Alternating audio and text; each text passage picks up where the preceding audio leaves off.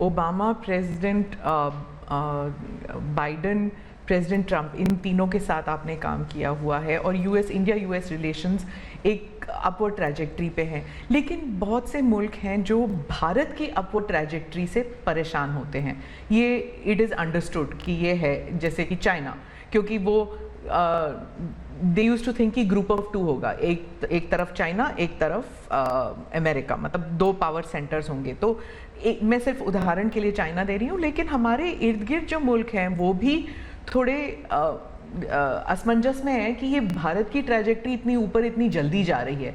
क्या हम अपने नेबरहुड को अपनी सक्सेस स्टोरी का हिस्सा नहीं बना सकते? अच्छा सवाल आपने पूछा। हमारी डे वन से पॉलिसी है, एक नेबर फर्स्ट, दूसरा एक्ट ईस्ट। तो जो हमारे ईस्टर्न पार्ट के जो हमारे आसियान कंट्री के देश हैं, उसमें हमने एक्ट ईस्ट पॉलिसी लिया है, यहाँ नेबरहुड फर्स्ट। तो ये हमारा डे वन से हमारे देश की भी पॉलिसी है और हमारी भी पॉलिसी है। पहले लुक एस था, मैंने आकर के उसको एक्ट ईस्ट कहा,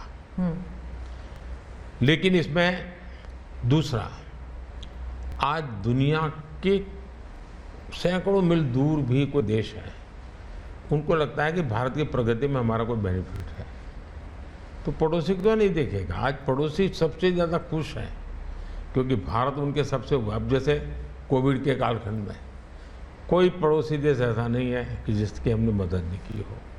नेचुरल कैलेमिटी, कोई ऐसा देश नहीं है। अब जब नेपाल में भूकंप आया, फर्स्ट रिस्पॉन्डर हम थे। श्रीलंका में बहुत बड़ा क्राइसिस आया, उस क्राइसिस के समय सबसे ज़्यादा उनको मुसीबत में से बाहर निकालने का कोई काम किया है तो हिंदुस्तान ने किया, और पब्लिकली वो रिकग्नाइज करते, इसको कहते हैं। और इसलिए मैं तो दूसरा अनुभव कर रहा हूँ, वो हमसे बहुत अपेक्षाएं करते हैं और पॉजिटिव अर्थ में मैं कहता हूँ, अच्छे रूप में देखते हैं। और भारत ने भी कहा है कि भाई हम हमारे सभी देशों को, पड़ोसियों को शक्तिशाली और समृद्ध देखना चाहते हैं। आपने दोस्ती का हाथ बढ़ाया था 2014 से ही पाकिस्तान, चाइना के साथ भी ऐसे किया था, लेकिन जब आप सक्सेस स्टोरी या अपने नेबरहुड फर्स्ट की बात करते हैं तो पाकिस्तान, चाइना, मालदीव्स ये भी आते हैं और यहाँ पर कटाक्ष है। अगर आप बात करें तो इसके लिए सुधार उसमें उनकी अंदरूनी राजनीति महत्वपूर्ण है। भारत और उन देशों का संबंधों से ज़्यादा उनका इंटरनल पॉलिटिक्स के लिए कुछ चीज़ें जरूरी है। जी, विदेशी मीडिया जो है वो हमेशा कहती है कि Modi is the most popular prime minister in India. वो इस बारे में कोई दो राय नहीं है, लेकिन ये भी कहती है कि a strong Modi means democracy start sliding. मतलब लोकतंत्र के लिए खतरा है अगर मोदी जी और स्ट्रॉन्ग हो जाएंगे, लेकिन भारत में कुछ और ही है। वही रेटिंग्स, वही एजेंसीज कहते हैं कि लोग जो हैं वो खुश हैं कि मोदी जी अगर स्ट्रॉन्ग हो जाएं, तो उन्हीं के रेटिंग्स ये कहते हैं। आप इस बारे में क्या कहेंगे?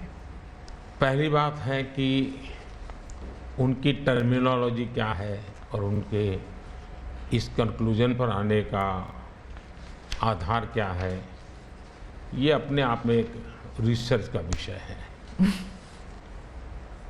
लेकिन मैं ये समझ नहीं पाता हूँ कि जिस देश में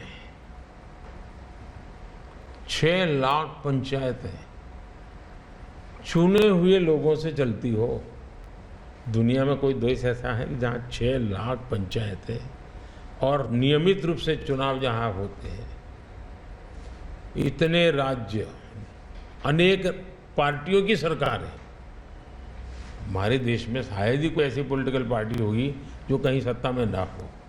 तो ये सब होने के बावजूद अगर ये कहना कि सर्वसत्ताधीश कोई बन रहा है, तो ये तो मुझे लगता है उनको जानकारियों का अभाव है हिंदू। दूसरा, अगर मोदी सर्वसत्ताधीश के रूप में रहता तो G20 में मेरे अगल बगल में ही कर रहा है। मैंने तो राज्यों के पास, क्योंकि डेमोक्रेटिक कैरेक्टर है ये हमारा। मोदी जी, मैं मदर ऑफ डेमोक्रेसी इसकी दुनिया में गुंज कर रहा हूँ, तो उनको क्वेश्चन हो रहा है क्योंकि वो अभी भी स्वीकारने को तैयार नहीं है कि भारत मदर ऑफ डेमोक्रेसी है। हाँ, एक सवाल था यूक्रेन में जब युद्ध चल रहा था, तो भारत के जो वहाँ पर छात्र थे उन्हें सुरक्षित रूप से वापस भारत लाया गया। ये एक दिल हिलाने वाला किस्सा था। इसमें आपने हॉस्टिलिटीज़ रोकने के लिए पर्सनल हस्तक्षेप किया था, पर्सनल इंटरवेंशन किया था, ये सुनने में आया है। तो इसके बारे में कुछ बताएंगे? देखिए, यूक्रेन की चर्चा ज़रा ज़्यादा हुई है, लेकिन मैं 14 से लेकर ऐसी कई घटनाएं हैं।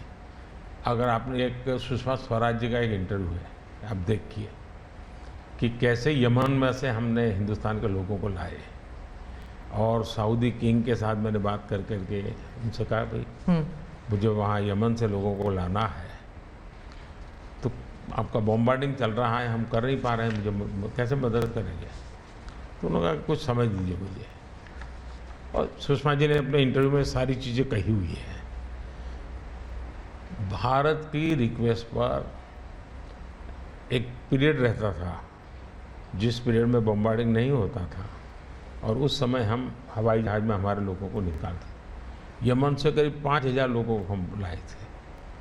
उसी प्रकार से यूक्रेन में मेरा यूक्रेन से भी इतना ही घनिष्ठ नेता है, मेरा रशिया से भी इतना ही घनिष्ठ नाता रहा है। दोनों राष्ट्रपति के साथ में बहुत मित्रतापूर्ण मेरा रहा है। मैं पब्लिकली राष्ट्रपति पुतिन को कह सकता हूँ कि युद्ध का समय नहीं है। मैं यूक्रेन को भी कह सकता हूँ पब्लिकली कि बातचीत के रास्ते पर ही जाना चाहिए, और इसके कारण मेरी क्रेडिबिलिटी है। और जब मैंने कहा भाई भारत के इतने लोग, हमारे नौजवान फंसे हुए हैं और मुझे आपकी मदद चाहिए, और मैं आप क्या व्यवस्था कर सकते हो, फिर मैंने बताया मैंने इतनी व्यवस्था की है, आप इतना मेरी मदद कीजिए। उन्होंने मदद की, और भारत के तिरंगे की ताकत इतनी थी कि विदेशी व्यक्ति की भी भारत का तिरंगा हाथ में रखता था तो उसके लिए जगह मिल जाती थी। तो मेरा तिरंगा ही मेरी गारंटी बन गया था। मोदी जी, मैं डोमेस्टिक पॉलिटिक्स पे वापस आती हूँ। एक सवाल है इलेक्टोरल बॉन्ड्स के बारे में। राहुल गांधी जो हैं वो हर भाषण में कहते हैं, और विपक्ष के नेता भी कहते हैं कि इसमें धांधली हुई है। आपकी पार्टी के लोग भी कहते हैं कि अगर गलती है, अगर इसमें कोई गुंजाइश है इसके सुधार में, तो वो कर सकते हैं। क्या ये गलत फैसला था इलेक्टोरल बॉन्ड्स का? पहली बात है कि हमारे देश में लंबे अरसे से चर्चा चली है कि चुनावों में काला धन एक बहुत बड़ा खतरनाक खेल हो रहा है। देश के चुनावों को काले धन से मुक्ति मिले, इसके लिए कुछ करना चाहिए। चर्चा लंबे समय से चल रही है। चुनाव में खर्च तो होता ही होता है, कोई इनकार नहीं कर सकता है। मेरी पार्टी भी करती है, सब पार्टियां करती हैं, कैंडिडेट भी करते हैं, और पैसे लोगों से लेने पड़ते हैं, सब पार्टियां लेती हैं। मैं चाहता था कि हम कुछ कोशिश करें कि इस काले धन से हमारे चुनाव को कैसे मुक्ति मिले, ट्रांसपेरेंसी कैसे आए। एक प्रामाणिक पवित्र विचार मेरे मन में था, रास्ते खोज रहे थे। एक छोटा सा रास्ता मिला, वही पूर्ण है। वैसे हमने उस समय भी क्लेम नहीं किया था, पार्लियामेंट में डिबेट में सबने उसको सराहा भी था। आज जो लोग उलट पुलट बोल रहे हैं उन्होंने सराहा था, पार्लियामेंट डिबेट देख लीजिए।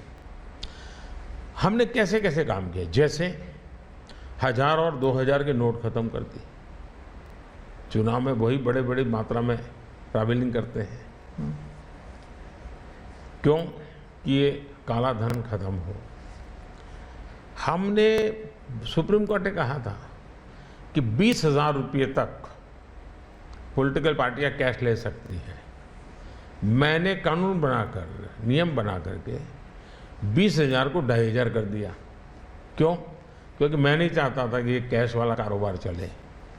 फिर मैंने कहा है कि इलेक्टोरल बॉन्ड, कि जो पार्टी अपना सीक्रेसी मेंटेन करना चाहती है। होता था क्या, जैसे हम पहले बीजेपी में चेक से पैसा लेंगे तय किया, तो सब व्यापारी लोग हमें आकर के कहें साहब हम चेक से दे ही नहीं सकते। हमने कहा क्यों नहीं दे सकते?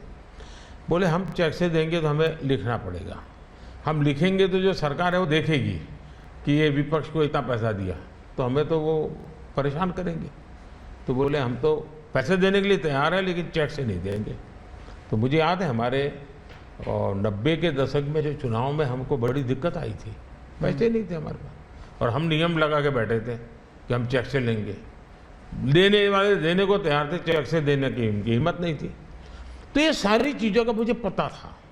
तो मैंने कहा भाई, तो हमने कहा भाई ऐसा है, अब देखिए इलेक्टोरल बॉन्ड न होते तो किस व्यवस्था में ताकत है वो ढूंढ के निकालते कि पैसा कहाँ से आया और कहाँ गया। ये तो इलेक्टोरल बॉन्ड की सक्सेस स्टोरी है कि इलेक्टोरल बॉन्ड थे तो आपको ट्रेल मिल रहा है मनी का कि किस कंपनी ने दिया, कैसे दिया, कहाँ दिया। अब उसमें अच्छा हुआ बुरा हुआ वो विवाद का विषय हो सकता है, इसकी चर्चा हो। मुझे जो चिंता है वो, मैं ये कभी नहीं कहता हूँ निर्णय में कोई कमी नहीं होती है। निर्णय तो चर्चा कर सीखते हैं, सुधारते हैं, इसमें भी सुधार के लिए बहुत संभावना है। लेकिन आज हम पूरी तरह काले धन की तरफ देश को धकेल दिया है और इसलिए मैं कहता हूँ सब लोग पछताएंगे। जब बात बस ईमानदारी से सोचेंगे सब लोग पछताएंगे। अब देखिए इलेक्टोरल बॉन्ड का भी विशेषता देखिए कैसा झूठ चल रहा है। कुल देश में 3000 कंपनियों ने इलेक्टोरल बॉन्ड दिए हैं। उसमें 3000 में 26 कंपनियां ऐसी हैं जिन पर कार्रवाई हुई है। ये कहते हैं ना ईडी वीडी टिकना फला, 3000 डोनर हैं उसमें सिर्फ 26 और उनमें से 16 कंपनियां ऐसी थी छापा जब लगा उस समय बॉन्ड खरीदा। कोई जोड़ सकता है इसको, अगर बॉन्ड खरीदा, लोग ये जोड़ रहे हैं, उसकी विशेषता ये है कि ये जो 16 कंपनियों ने बॉन्ड खरीदा उसमें से 37 पैसा अमाउंट बीजेपी को डोनेशन में मिली। 63% बीजेपी के विरोधी पार्टियों को मिली। अगर पूरे जोड़े जाएं तो हाँ, मैं ये 16 कंपनी जिसका ईडी सीबीआई कोई न कोई उस समय एक्शन भी हुआ और बॉन्ड भी निकला, 37% अमाउंट बीजेपी ने, 63 ऑपोजिशन को। क्या ईडी रेड करे और ऑपोजिशन को डोनेशन देने का कार्यक्रम बंद करे? क्या बीजेपी ऐसा करेगी? इसका मतलब कि 63% पैसा विपक्ष के पास जाए और आप आरोप हम पर लगाएं, लेकिन उनको गोलमोल बोलना है और भाग जाना है।